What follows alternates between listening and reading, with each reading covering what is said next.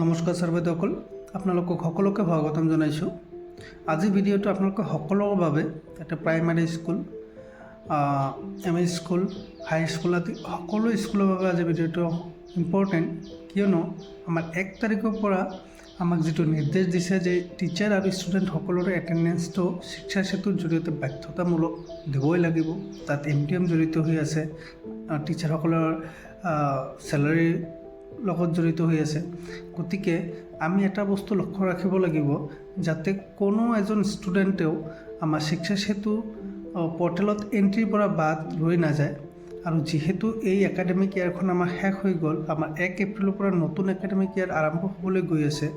গতিকে ইয়াত আমাৰ কিছু কৰণীয় কাম আছে আৰু সেই কৰণীয় কামখিনি কি আপোনালোকক এবাৰ কওঁ, পিছত মই ষ্টেপ বাই ষ্টেপ সেই প্ৰচেছটো আপোনালোকক দেখুৱাই দিম। কৰণীয় ভিতৰত কি আছে, যেইকেইজন ষ্টুডেণ্টক আপুনি ইতিমধ্যে ৰিজাল্ট দি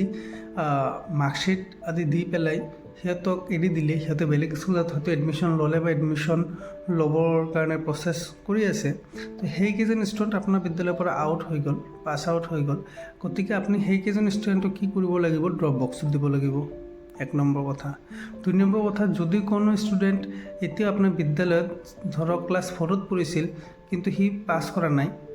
সি 4তে আছে, গতিকে কেতিয়াবা কি হয়, সেই ষ্টুডেণ্টজনক কোনো প্ৰচেছ নকৰাকৈ শিক্ষা সেতুত এৰি দিয়া হয়। গতিকে সেই ষ্টুডেণ্টৰ আপডেশ্যনটো নেদেখায়। গতিকে ইয়াত কি কৰিব লাগিব সেইটো আপোনালোকক দেখুৱাম। তাৰ লগত আৰু এটা কাম হ'ল যে যদি ষ্টুডেণ্ট এজন প্ৰমোশ্যন হ'লে, আপুনি স্কুলতে পঢ়ি আছে, তেতিয়াহ'লে সেই ষ্টুডেণ্টৰ ক্ষেত্ৰত আপুনি কি কৰিব লাগিব, আৰু যিসকল ষ্টুডেণ্ট ইতিমধ্যে আপোনাৰ বিদ্যালয়ত নতুনকৈ এডমিশ্যন লৈছে বা এডমিশ্যন ল'ব, সেইকেইজন ষ্টুডেণ্টক আপুনি কি কৰিব, কেনেকৈ শিক্ষা সেতুত এণ্ট্ৰি কৰিব, ফুল প্ৰচেছটো কি, এই সকলোখিনি আজি ষ্টেপ বাই ষ্টেপ আপোনালোকক দেখুৱাই দিম। আপোনালোকে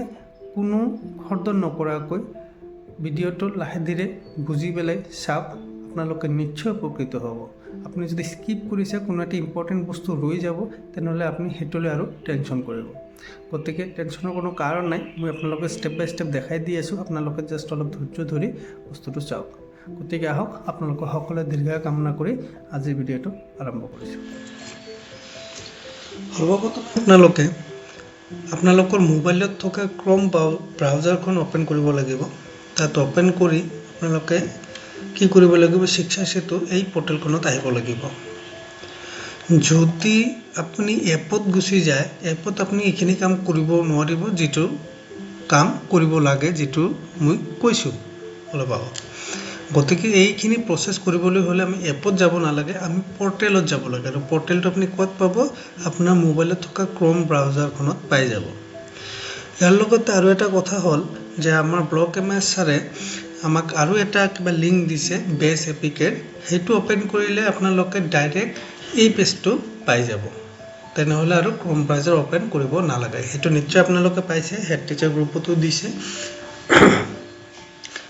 গতিকে যদি নাই, সেইটো লাগিলে মই যদি পাৰোঁ মই ডিছক্ৰিপশ্যন বক্সত সেইটো কিবাটো লিংকটো দি দিম। গতিকে যিয়ে নহওক, আপোনালোকে পৰ্টেলত আহিলে, পৰ্টেলত আপোনাৰ স্কুলৰ ডাইচ কোডটো বহুৱাই দিলে, যিটো পাছৱৰ্ড আপোনাৰ শিক্ষা সেতু এপত আছে সেই পাছৱৰ্ডখনে ইয়াতো বহুৱাই দিলে, বহুৱাই দি আপোনাৰ ডিষ্ট্ৰিক্টটো চিলেক্ট কৰিলে, যিটো ইয়াত কেপচা দি আছে সেইটো বহুৱাই দি পেলাই আপুনি লগ ইন কৰিলে। আপোনাৰ বিদ্যালয়খন লগ ইন হোৱাৰ পিছত এই ধৰণে পেজটো আহিল। ইয়াত dashboard, school management, teacher and staff, student management আছে। চাওক, এই ষ্টুডেণ্ট মেনেজমেণ্টত আমি ক্লিক কৰিম। ক্লিক কৰিলে ইয়াত student listing, add new student, student detail, promotion আৰু repeater, student Excel upload. Student লিষ্টিঙত কি হয়, কিমানজন ষ্টুডেণ্ট আছে তেখেতৰ ডিটেইলটো আপুনি ইয়াত চাব পাৰিব। আৰু এড নিউ ষ্টুডেণ্টত কি হয়, আমি নতুন ষ্টুডেণ্ট এড কৰিব পাৰিম। গতিকে আপোনাৰ নতুন ষ্টুডেণ্ট এড কৰিবও লাগিব, কিন্তু এইটো কাম এতিয়া নহয়, এইটো কাম আমি পিছত কৰিম, ষ্টেপ বাই ষ্টেপ, নহ'লে ভুল হৈ যাব। আপুনি আৰু বিচাৰিব লাগিব যে ক'ত গ'ল ষ্টুডেণ্টটো, কাৰণ গোটেইকেইটা ষ্টুডেণ্টৰ ভিতৰত সোমাই যাব। তলত দি আছে ষ্টুডেণ্ট ডিটেইল এডিট, আপোনাৰ যিটো ষ্টুডেণ্ট আছে তেখেতৰ ডিটেইল যদি কিবা এডিট কৰিব লগা হয় সেইটো। তলত দি আছে প্ৰমোশ্যন আৰু ৰিপিটাৰ। গতিকে আজি আমাৰ কামটো, ফাৰ্ষ্ট কামটো হ'ল এই প্ৰমোশ্যন আৰু ৰিপিটাৰত।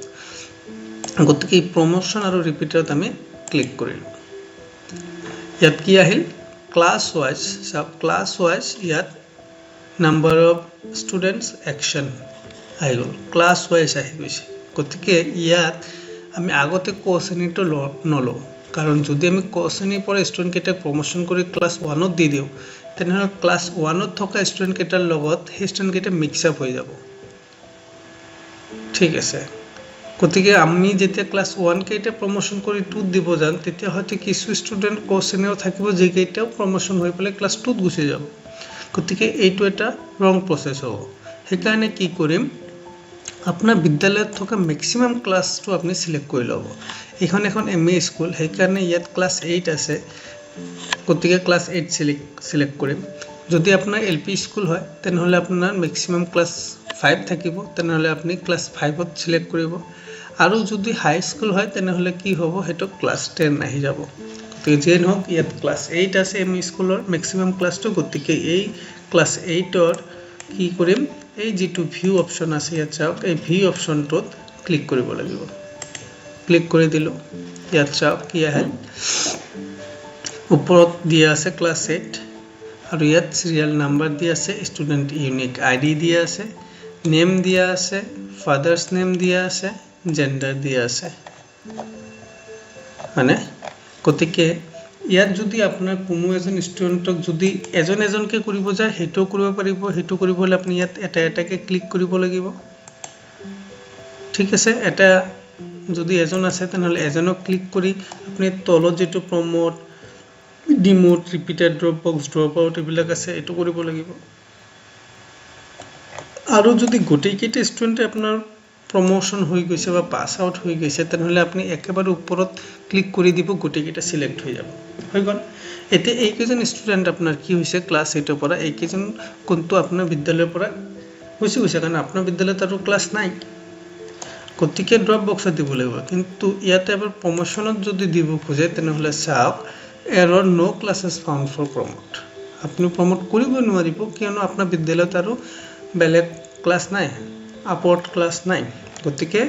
এইটোৰ প্ৰচেছটো কি, যিহেতু এই ষ্টুডেণ্ট কেইটা আপোনাৰ বিদ্যালয়ৰ পৰা ওলাই আহিল, গতিকে আপুনি এই ষ্টুডেণ্ট কেইজনক ড্ৰপ বক্সত দিব লাগিব। তলত পাই চাইছেনে এই ড্ৰপ বক্সটো, এই ড্ৰপ বক্সত ক্লিক কৰি দিব।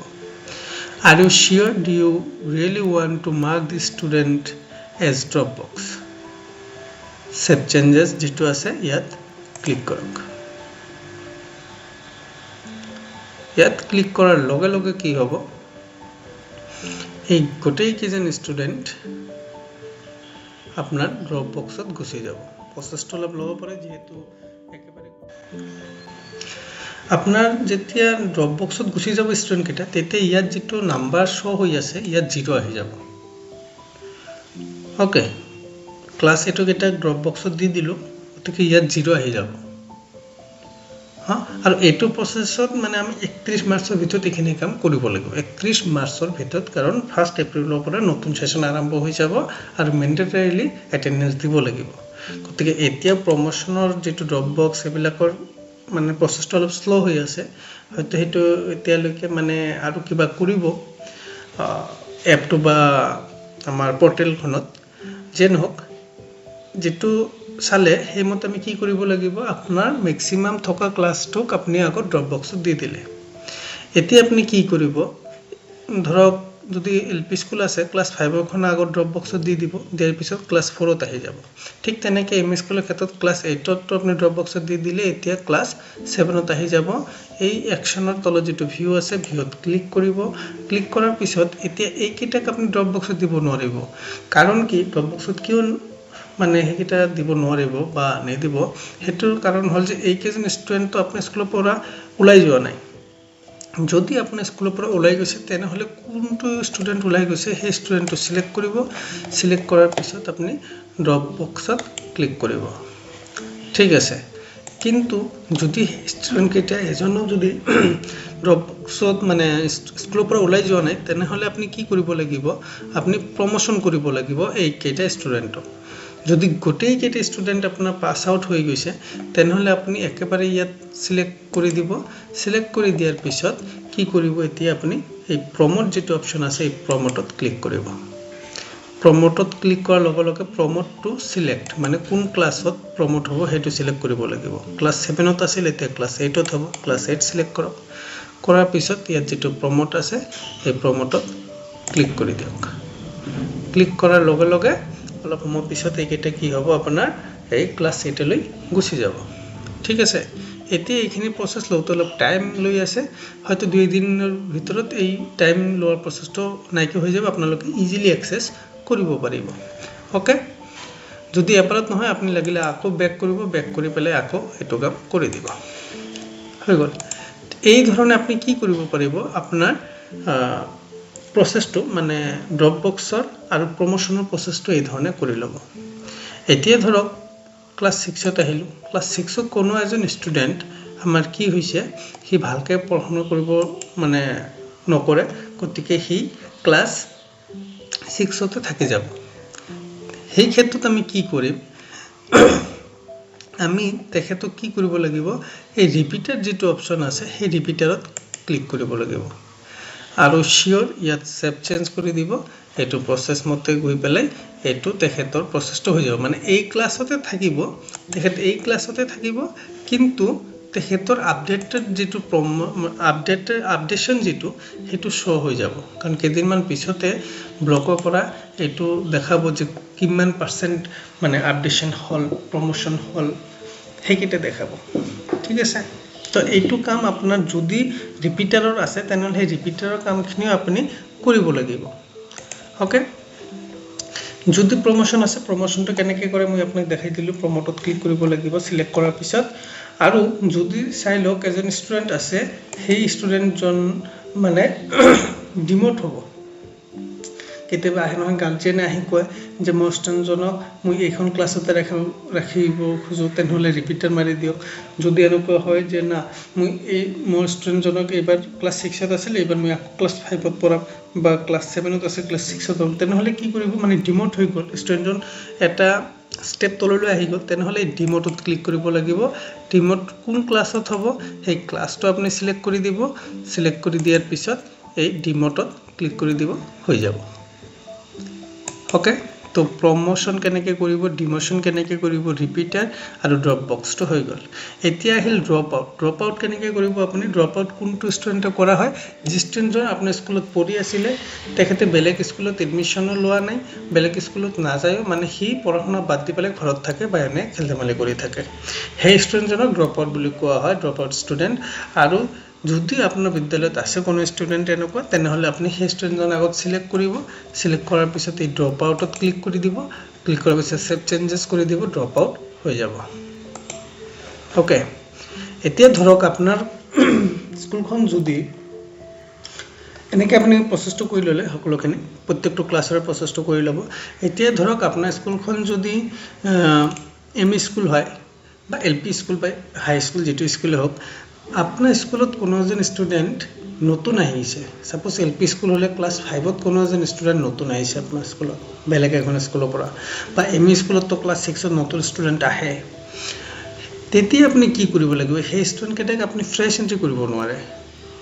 ফ্ৰেশ এন্ট্ৰি কৰিব নিদিব আপোনাক আপুনি কি কৰিব লাগিব সেই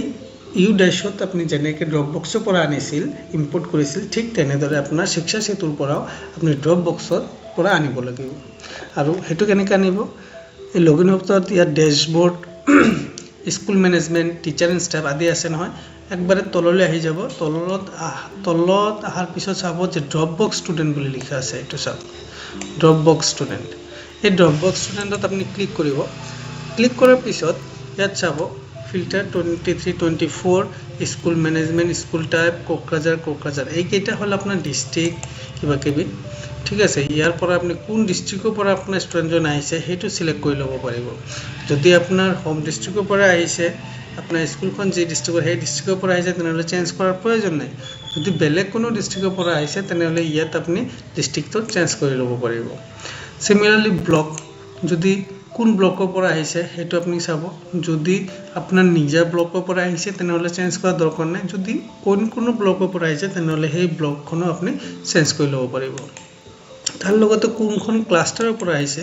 যদি আপোনাৰ নিজা ক্লাষ্টাৰৰ পৰা আহিছে তেনেহলে চেঞ্জ কৰা দৰকাৰ নাই কিন্তু যদি বেলেগ ক্লাষ্টাৰৰ পৰা আহিছে তেনেহলে আপুনি ইয়াত ক্লাষ্টাৰটো সিলেক্ট কৰি ল'ব ঠিক আছে সিলেক্ট কৰি লোৱাৰ পিছত সেই স্কুল কেইটা আহি যাব সেই ক্লাষ্টাৰত কিমানটা স্কুল আছে সেই স্কুলকেইটা আহি যাব এতিয়া আপোনাৰ ষ্টুডেণ্টজন কোন স্কুলৰ পৰা আহিছে আপুনি সেইটো সাৰ্টিফিকেট চাই গম পাব গতিকে ধৰক আপোনাৰ ষ্টুডেণ্টখন এই স্কুলৰ পৰা আহিছে যেটো স্কুলৰ পৰা আহিছে ইয়াত যেটো ভিউ অপচন আছে ইয়াত ক্লিক কৰিব ক্লিক কৰাৰ পিছত কি চাব ইয়াত ষ্টুডেণ্ট কেইটাৰ নাম আপুনি চাব পাৰিব ড্ৰপ বক্সত থকা ষ্টুডেণ্ট কেইটাৰ নাম আপুনি ইয়াত চাব পাৰিব যে কেইটা অলৰেডি সেই স্কুলখনে প্ৰমোশন কৰি দিছে ঠিক আছে তেতিয়া আপুনি কি কৰিব ধৰক এই ষ্টুডেণ্টজন আপোনাৰ স্কুলত আহিছে সিলেক্ট কৰি ললে সিলেক্ট কৰি তলত আহক পুল দা ষ্টুডেন্টস বুলি লিখা আছে চাওক পুল দা ষ্টুডেন্ট বুলি লিখা আছে তেনেহলে আপুনি ইয়াত কি কৰিব এই পুল দা ষ্টুডেন্টটো ক্লিক কৰিব ইয়াত কি দিছে প্লিজ সিলেক্ট ক্লাস ওকে ক্লাসটো সিলেক্ট কৰিব লাগিব এই যে ইয়াত যেটো সিলেক্ট ক্লাস বুলি আছে ইয়াত সিলেক্ট কৰক কোন ক্লাসৰ ষ্টুডেন্টজন হয় হেতু ক্লাস সিলেক্ট কৰি ক্লাস 5 দি দিলো তো ক্লাস 5 ত এই দুজন ষ্টুডেন্ট আছে এই দুজনৰ পৰা এই ষ্টুডেন্টজন সাপোজ আপোনাৰ বিদ্যালয়ত আহিছে তেনেহলে সিলেক্ট কৰক সিলেক্ট কৰি পুল দা ষ্টুডেন্ট সিলেক্ট কৰক কি কৈছে pull the student detail class select class কোন ক্লাসত আহিছে আপোনাৰ বিদ্যালয়ত ক্লাস 5 ত আহিছে নে ক্লাস 6 ত তো যেহেতু এটো ড্ৰপ বক্স দিছে মানে কি হৈছে প্ৰমোশন কৰি আহিছে বা যেটো হোক আপোনাৰ বিদ্যালয়ত কোন ক্লাসত আহিছে আপুনি সেই ক্লাসত সিলেক্ট কৰি দিব সিলেক্ট কৰি পুল দা ষ্টুডেন্টত ক্লিক কৰি দিব এই ষ্টুডেন্টজন আপোনাৰ বিদ্যালয়ত এন্ট্ৰি হৈ যাব এন্ট্ৰি হোৱাৰ পিছত আৰু কিছু কাম আছে সেই প্ৰসেসটো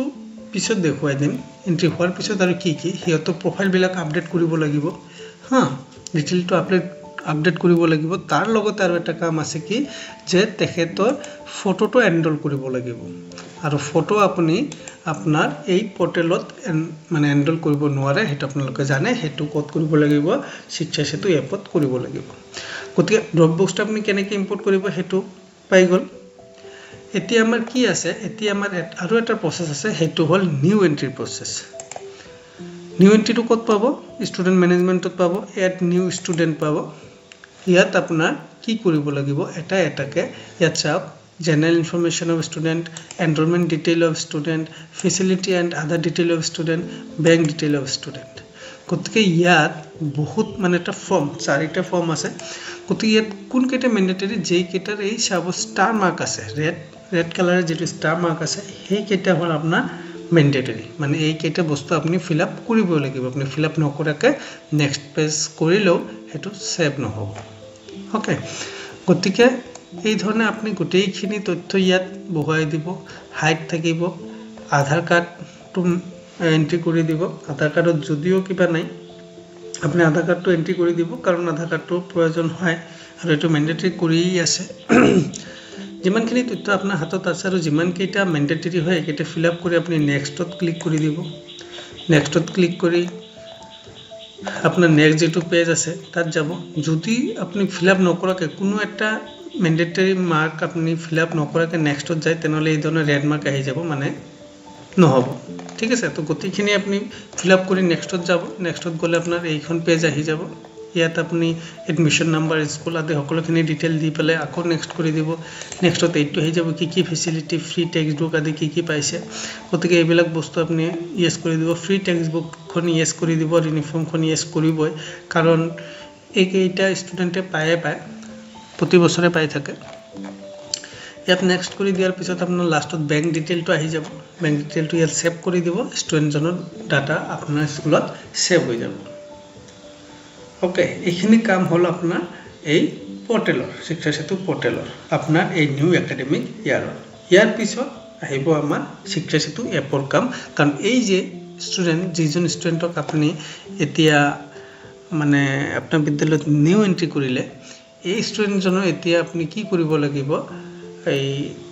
ফটো এনৰোল কৰিব লাগিব হেতু এপত কৰে কেনেকৈ আপুনি এটেন্ডেন্স লৈ দিলি ঠিক তেনেকৈ যেটো ফটো এনৰোল আছে ষ্টুডেন্ট এনৰোল আছে তাত গৈ পেলে আপুনি এনৰোল কৰিব লাগিব গমে পায় হেতু সেই ফটোৰ কিপাটত ক্লিক কৰি হেতু মানে ফটোটো ল'ব লাগে গতিকে এইখিনিয়ে প্ৰসেস লাগিলে আৰু ডিটেইল মানে প্ৰ্যাকটিক্যালি দেখুৱাই দিম এপত কেনেকৈ এনৰোল কৰে হেতু পিছত থুলমূল এইখিনি আছে আপোনালোকে নিশ্চয় বুজি পাইছে নেক্সট ভিডিঅ'ত প্ৰ্যাকটিক্যালি দেখুৱাই দিম কেনেকৈ এনৰোল কৰিব গতিকে আজিৰ ভিডিঅ'ত এইখিনিয়ে ধন্যবাদ